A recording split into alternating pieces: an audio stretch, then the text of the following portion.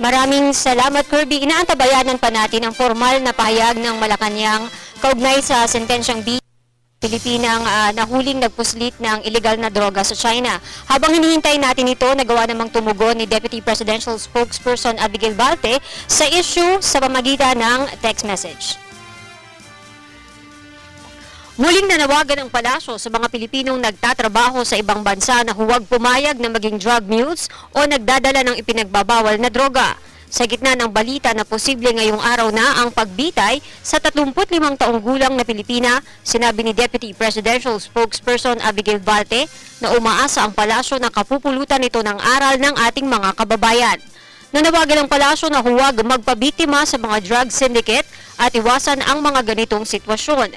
Ipinaalala ni Yusek Balte na sakali mang mangyari ito sa OFW, mas magpapabigat ito sa kalagayan ng kanilang mga pamilya imbes na magpaginhawa ng buhay.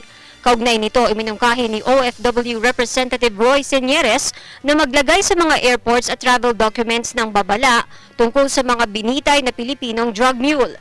Sinabi ng palasyo na ang bagay na ito ay ipinauubayan na nila sa Department of Foreign Affairs. Sinabi ni Yusek Balte na ang DFA na lamang ang tutugon sa mungkahing ito ng mambabatas. At yan ang ating balita mula dito sa Malacanang sa tulong ng RTVM, Lena Luna para sa Telebisyon ng Bayan.